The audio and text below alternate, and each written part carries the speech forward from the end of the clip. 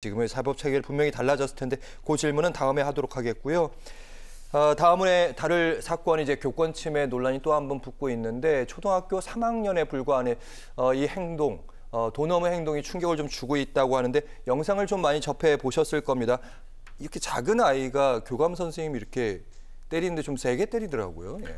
네, 저도 이제 그 영상을 봤습니다만 이게 참 세상이 어떻게 된 상황인지 초등학교 3학년이면 그야말로 참 어리고 재롱을 쓸 수밖에 없는 그런 사안인데 지난 3일 그 전북 전주시인 한 초등학교에서 발생된 일입니다.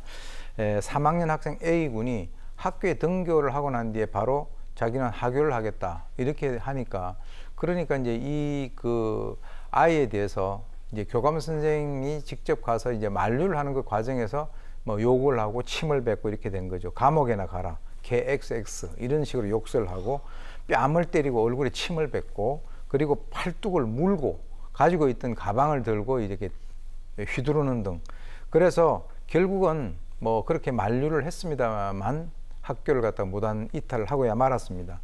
그런데 문제는 뭐냐면 이 이후에 이 해당되는 학생의 어머니가 다시 학교로 찾아와서 담임 교사를 갖다가 폭행한 것으로 알려져서 논란이 이제 커지고 있는데 제가 볼 때는 원인 없는 결과는 없다. 그래서 어떻게 해서 이 부모라는 사람이 학교에 와서 사과를 하기는커녕 해당되는 담임 선생님에 대해서 폭행을 휘둘렀는가 그것에 대해서 좀 더 이제 사법 처리가 어떻게 되는가 좀 지켜봐야 될 것 같습니다. 이 영상 사실 이게 영상으로 나갔는데 교사 노조 선생님이 설마 제보했을까 이런 생각했는데 교사 노조 측면에서 공동 대응을 했더라고요. 보니까 이게 반복적으로 이런 일들이 많이 있었던 것 같고 거기다 아까 말씀하셨던 대로 학부모님이 특히 저번에 협박 편지 기억나지 않습니까? 그것도 역시 학부모에 의한 협박 편지였잖아요. 그렇습니다. 이거 어떻게 대처해야 되나 하더라고요. 실제로 이제 이 학생 같은 경우는 지난달 14일에 이 학교에 강제 전학을 왔는데 2021년도에 초등학교 입학을 한 이후 3년 동안 인천, 전북, 익산, 전주 7개 학교를 계속적으로 이제 어떻게 보면은 강제 전학인데 지금 초등학생 같은 경우는 의무 교육이니까 퇴학이 없어요. 안 되죠. 그래서 이제 계속